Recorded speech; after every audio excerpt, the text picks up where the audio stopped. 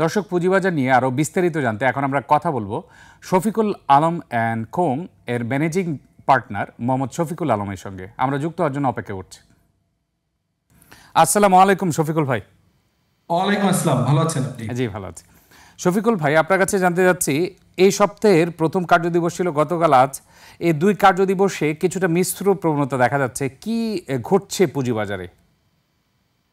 ধন্যবাদ আপনাকে। দেখুন, আমরা মোটামুটিভাবে গত কয়েক সপ্তাহে এবং ইনফ্যাক্ট কয়েক মাসে কিছুটা টার্নওভার বাড়তি দেখছিলাম। ইন্ডেক্সের একটা মোটামুটি রিজনেবলি মানে বাড়ছিল।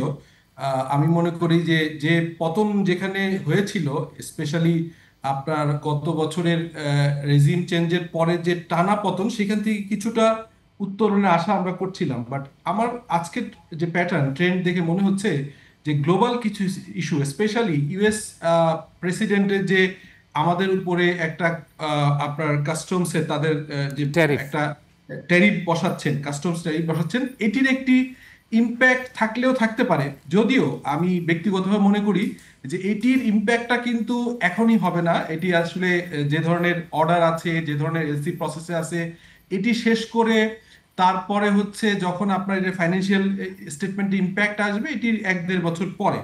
বাই দিস টাইম আমরা খুব ভালোভাবে আশা করতে পারি যে এই গভর্নমেন্টও চেষ্টা করছে, এবং আমরা নিশ্চয়ই, আপনি জানেন যে একটা পলিটিক্যাল গভর্নমেন্ট আসার যে প্রক্রিয়া সেটি শুরু হয়ে গেছে।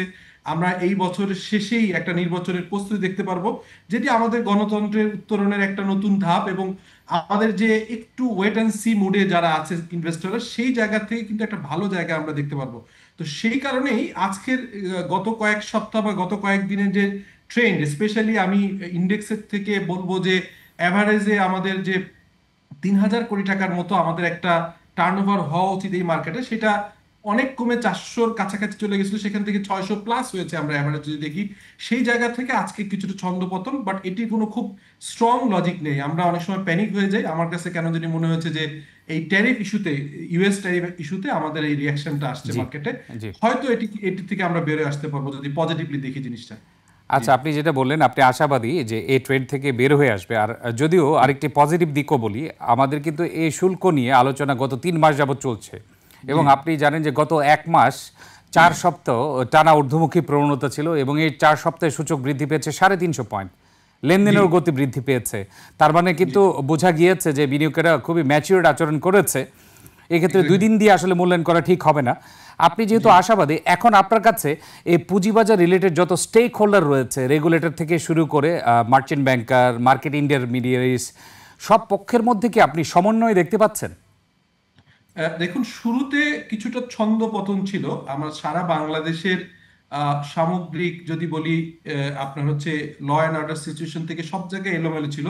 বাট লাস্ট ফিউ মান্থস আমি বলবো যে গভর্নমেন্টের এই জায়গাগুলো অনেকটাই গুছিয়ে এসছে। পুঁজিবাজার নিয়ে আমাদের চিফ অ্যাডভাইজার উনি যেভাবে একটা প্রতিশ্রুতি বা একটা দিক নির্দেশনা দিয়েছিলেন, সেটির একটা আপনার কার্যক্রম বেশ জোরসোরেই চলছে বলে আমরা জানি, এবং সেটির একটা পিরিয়ডিক আপডেটও আমরা রিসেন্টলি পেয়েছি। সো যেটি অতীতে হতো, আগের গত বেশ কয়েক বছর আমরা দেখেছি তখনকার প্রধানমন্ত্রী স্টক মার্কেটে বা অর্থমন্ত্রী যেসব কথা বলতেন, সেটির একটা মার্কেটের কতটুকু ইম্প্যাক্ট ফেলছে, কতটুকু পজিটিভ ইম্প্যাক্ট নাকি এটার কতটুকু ইমপ্লিমেন্টেশনে গিয়েছে, সেটির খুব একটা ফিডব্যাক আমরা মার্কেট সংশ্লিষ্টরা পেতাম না। বাট এইবার আমরা ভিন্ন ট্রেন্ড দেখেছি। আর আপনারা নিশ্চয়ই জানেন যে রিফর্ম ইস্যুতে বেশ কিছু মার্কেট মেকারদের কিছু ফাউল প্লে বলবো, কিছু জায়গায় জরিমানা এগুলো ছিল, সেগুলো অলমোস্ট একটা একটা জায়গায় স্টেবল হওয়া শুরু করেছে। সো এখন যদি বলি যে সামনের মার্কেটটাকে আগামী 6 মান্থ যদি আমরা প্রজেক্ট করি, it is a very good market. এবং একই সঙ্গে সঙ্গে আমরা জুন শেষ হয়েছে, জুন এন্ডের কোম্পানিগুলো ডিভিডেন্ড ডিক্লারেশন আসবে। আমরা ব্যাংকের কিছুটা বাড়তি দেখেছি, বা অন্য সেক্টরগুলো কিন্তু এখনো অনেকটাই পি রেশিও যদি বলেন বা অন্য যে কোনো জি। প্যারামিটার যদি বলেন, মার্কেট ভীষণভাবে আন্ডার ভ্যালুড আছে। সো এই জায়গাতে আমার মনে হয় যে পজিটিভলি দেখার অনেক সুযোগ আছে, আমি ব্যক্তিগতভাবে মনে করি। জি। আপনি আরেকটি বিষয় জানেন, আমাদের দেশের সামগ্রিক অর্থনীতির অনেকগুলো ইন্ডিকেটরই ভালো রয়েছে। আপনি জানেন যে জি ইনফ্লেশন অনেক দিন পর আসলে 9-এর নিচে নেমেছে। তাছাড়া জি রেমিটেন্সের প্রবাহ তো আপনি জানেনই, জি রেকর্ড করেছে। এক্সপোর্টও ভালো। তাছাড়া আপনি জানেন সঞ্চয়পত্রের সুদের হার কমানো হয়েছে, অনেকে ধারণা করছে যে আসলে ব্যাংকের সুদের হারও কমানো হবে, আর ব্যাংকের সুদের হারের সাথে আপনি জানেন পুঁজিবাজারে সবসময় নেগেটিভ রিলেশনশিপ থাকে। তাহলে এই ইন্ডিকেটরগুলো আগামী কয়েক মাসে হেল্প করবে কিনা? অবশ্যই। দেখুন, আমরা মানে গতানুগতিক যে বাজেট দেখি, আমরা বাজেটের অর্জনের সক্ষমতা থাকুক বা না থাকুক, প্রতি বছর কিন্তু আমরা একটা গ্রোথ, একটা পজিটিভ গ্রোথ নিয়ে বা ইনক্রিমেন্টাল বাজেট দেখি। এবারই দেখেছি অনেকটা রিয়েলিস্টিক অ্যাপ্রোচে দেখানো হয়েছে, বাজেটের কিছুটা ডিগ্রোথও রাখা হয়েছে, which is very positive in a sense যে রিয়েলিস্টিক দেখা হচ্ছে। আমাদের ফরেন কারেন্সি রিজার্ভ থেকে শুরু করে ইকোনমিক্সের অন্যান্য ম্যাক্রো ম্যাক্রো ইন্ডিকেটর গুলো যেভাবে ইনফ্লেটেড দেখানো হতো, এখন কিন্তু সেই জায়গাটাতে নাই। অতএব আগের সাথে যদি তুলনা করি, আমাদের কিন্তু যেটি আমরা দেখছি এটা থেকে ফার বেটার বেটার পারফর্ম করছে। তো এই জায়গাতে আপনি যেমনটি বললেন যে সঞ্চয়পত্রের সুদ কমানো হয়েছে, ব্যাংকগুলো একটা প্রচন্ড আনস্টেবল জায়গা ছিল, সেই জায়গাটাতে ব্যাংকের মার্জারের মাধ্যমে কিছুটা লিকুইডিটি সাপোর্ট দেওয়ার মাধ্যমে আপনার এনপিএল গুলো দেখিয়ে দেওয়া হচ্ছে। কিন্তু এগুলো যখন প্রপারলি একদম রিপোর্টিং এ আসবে, আমরা একই সঙ্গে সঙ্গে institute of chartered accountants of Bangladesh, আমরা এবং বাংলাদেশ ব্যাংক যৌথভাবে কাজ করছি যে ব্যাংকের রিপোর্টিং, স্পেশালি IFRS 9 ইমপ্লিমেন্টেশন, অনেকগুলো জায়গায় পজিটিভ একটা চেঞ্জ আসবে, যেটির ইম্প্যাক্টটা আসলে লং রান অনেক ভালো হবে আমার ব্যক্তিগত মতামত। জি, এক্ষেত্রে আপনি রাইটলি বলেছেন যে ব্যাংক ডিপোজিটের সাথে একটা অ্যাডভার্স রিলেশনশিপ থাকে। সো ব্যাংকের বরোইং যখন গভর্নমেন্ট কমাবে, যেমন আমরা যখনই আমাদের হচ্ছে ফরেন কারেন্সি রিজার্ভটা বাড়ছে, ফরেন রেমিটেন্স বাড়ছে, তখন ব্যাংক থেকে গভর্নমেন্টের ডেভেলপমেন্ট খাতের জন্য লোন যে করার প্রবণতা ছিল লাস্ট 10 ইয়ার্স অ্যাটলিস্ট, সেই জায়গা থেকে গভর্নমেন্টটা কিছুটা পিছপা হবে বা কিছুটা পিছিয়ে যাবে। ফলে আমরা কিন্তু প্রাইভেট সেক্টরে এই ফান্ডটাকে ইউজ করতে ইউটিলাইজ করা যাবে। Very encouraging. জি জি, আরেকটি বিষয় হচ্ছে আপনি জানেন যে বিদেশি বিনিয়োগ, যে FDI, ফরেন ডিরেক্ট ইনভেস্টমেন্ট, প্রথম কোয়ার্টারে 114% মতো বৃদ্ধি পেয়েছে গত বছরের তুলনায়, এবং যেটা যদিও সামগ্রিক অর্থনীতির জন্য, পুঁজিবাজারের ক্ষেত্রে কিন্তু অনেক বিশ্লেষকরা বলছেন যে আসলে ফরেন ইনভেস্টরদের অ্যাকাউন্টের সংখ্যা বেড়েছে। সেক্ষেত্রে পুঁজিবাজারে বিদেশি বিনিয়োগ কেমন আসতে পারে বলে আপনার মনে হয়? বাড়বে? দেখুন, আমরা মানে যেটি বলি সেটা হচ্ছে যে ফরেন ডাইরেক্ট ইনভেস্টমেন্ট সেটি যেমনি পজিটিভ আছে, আর ফরেন পোর্টফোলিও ইনভেস্টমেন্ট মানে স্টক মার্কেটের মাধ্যমে শেয়ার কেনার মাধ্যমে যে ইনক্লুশন, এটা কিন্তু আমরা আগের যে 2024 সালের যে ইলেকশনের আগে আগে একটু আনস্টেবল সিচুয়েশনের সময়, প্লাস যখন আপনার ফরেন কারেন্সির একটা আমাদের দেশের ডলারের মূল্যর যে বৃদ্ধি ঘটলো, আমাদের টাকার অবমূল্যায়ন হলো, তখন কিন্তু আমরা অনেক ফরেন ইনভেস্টরদেরকে চলে যেতে দেখেছি। এবং গ্র্যাজুয়ালি আমি যতটুকু বিটা এবং অন্য জায়গা থেকে যে ইনফরমেশন আসছে, সেই জায়গা থেকে কিন্তু ফরেন অ্যাকাউন্ট গুলো আবার অ্যাক্টিভ হওয়া শুরু করছে। এবং আমরা আশা করতে পারি যে আগামী কয়েক মাসে ফরেন হোল্ডিং সেই জায়গাটা বাড়বে বলে আমরা, স্পেশালি আপনার ভালো স্ক্রিপ্ট গুলো যেগুলো, সেগুলোর যে আমরা যদি অ্যানালাইসিস করে দেখবো যে আমরা ডেফিনেটলি ফরেন পোর্টফোলিও ইনভেস্টমেন্টটাও গ্র্যাজুয়ালি বাড়বে, তাহলে আমরা মার্কেটে একটা স্ট্রেংথ পাবো এই জায়গা থেকে। আচ্ছা, সর্বশেষ প্রশ্ন আপনার কাছে, প্রাতিষ্ঠানিক বিনিয়োগকারীরা আগে আসে নাকি প্রাতিষ্ঠানিক বিনিয়োগকারীরা সাধারণ বিনিয়োগকারীদেরকে ফলো করে?